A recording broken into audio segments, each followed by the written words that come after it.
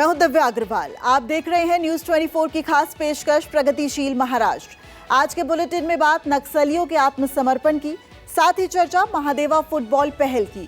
आखिर कैसे महाराष्ट्र के युवाओं को मिलने जा रहा है अंतर्राष्ट्रीय स्तर पर मंच।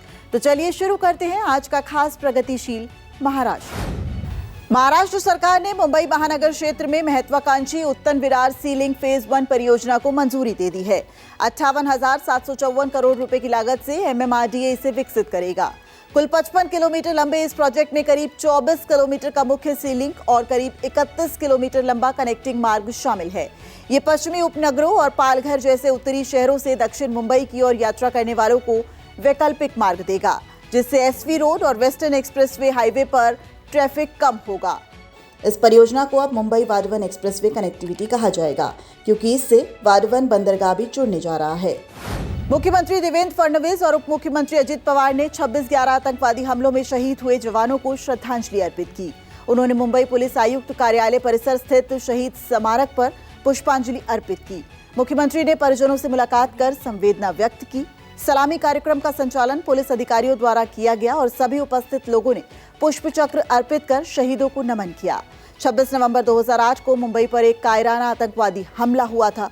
इस हमले को नाकाम करते हुए मुंबई पुलिस बल के एक अधिकारी, कर्मचारी और सुरक्षा बल के जवान शहीद हुए थे। मुख्यमंत्री देवेंद्र फडणवीस ने नागपुर पुस्तक महोत्सव 2025 के तहत आयोजित 4 दिवसीय 0 माइल लिटरेचर फेस्टिवल का उद्घाटन किया। उन्होंने कहा कि भाषा, साहित्य और पुस्तकें मानवीय भावनाओं की अभिव्यक्ति का आधार है और इनके माध्यम से सांस्कृतिक विरासत संरक्षित रहती है। एनबीटी और महाराष्ट्र सरकार द्वारा आयोजित इस कार्यक्रम में अनेक साहित्यकार और गणमान्य उपस्थित रहे। मुख्यमंत्री ने कहा कि नागपुर की समृद्ध साहित्यिक परंपरा को इस महोत्सव से नई ऊर्जा मिलेगी और युवाओं में पढ़ने की संस्कृति को बढ़ावा मिलेगा। मला अतिशय आनंद आहे की नागपूर पुस्तक महोत्सवाची आज सुरुवात झाली आहे आणि त्यात नागपूर म्हणजे 0 माइल लिट फेस्ट याची पण सुरुवात झालेली आहे। दरवर्षी हा पुस्तक महोत्सव आणि लिट फेस्ट या ठिकाणी होणार आहे। यातनं एक मोठं मंथन होईल। आज आपल्याला माहिती आहे की आपण एआयच्या जमान्यात आहोत। एआयच्या माध्यमातून शॉर्टकटने आपल्याला सगळी माहिती मिळते, पण आपल्याला जर ज्ञान संपादित करायचं असेल तर पुस्तक हाच आपला खरा मित्र आहे। पुस्तकाशिवाय ज्ञान नाही आहे। संविधान दिवस के अवसर पर यूनेस्को मुख्यालय में भारत रत्न डॉक्टर बाबा साहब अम्बेडकर की प्रतिमा का अनावरण किया। सीएम फडणवीस ने कहा कि यूनेस्को मुख्यालय में भारत रत्न डॉक्टर बाबा साहब अम्बेडकर की प्रतिमा का अनावरण होना देश के लिए ऐतिहासिक क्षण है। प्रधानमंत्री नरेंद्र मोदी के नेतृत्व में ये वैश्विक स्तर पर भारत की गौरवपूर्ण पहचान को मजबूत करने वाली उपलब्धि है। मुख्यमंत्री ने इसे मानवता के प्रति डॉक्टर अंबेडकर को अंतर्राष्ट्रीय समुदाय की ओर से दी गई सच्ची श्रद्धांजलि बताया। उन्होंने कहा कि यह घटना भारत की लोकतांत्रिक और सामाजिक मूल्यों की वैश्विक मान्यता का प्रतीक है। महाराष्ट्र सरकार के खेल विभाग ने project Mahadeva state level scouting finals का उद्घाटन किया, जिसमें मित्रा के सीईओ प्रवीण परदेशी और WIFA के वाइस प्रेसिडेंट मालोजी राजे छत्रपति उपस्थित रहे। गांव स्तर से शुरू हुई चयन प्रक्रिया के बाद 120 प्रतिभाशाली खिलाड़ी स्टेट फाइनल तक पहुंचे हैं।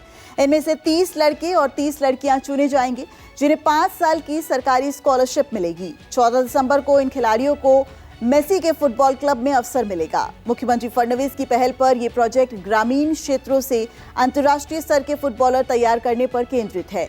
एक्टर टाइगर श्रॉफ इस पहल के ब्रांड एम्बेसडर बनाए गए हैं। प्रोजेक्ट महादेवा का उद्देश्य है कि महाराष्ट्र के हर एक ग्रामीण भाग से जो बच्चे फुटबॉल खेलते हैं उनको लियोनेल मेसी, जो पूरे दुनिया में सबसे प्रसिद्ध फुटबॉलर है, उनके साथ एक क्लिनिक खेलने की संधि देना और उसके साथ साथ इन बच्चों को स्कॉलरशिप और ट्रेनिंग देना ताकि ये अंतर्राष्ट्रीय स्तर के फुटबॉल खेल सके।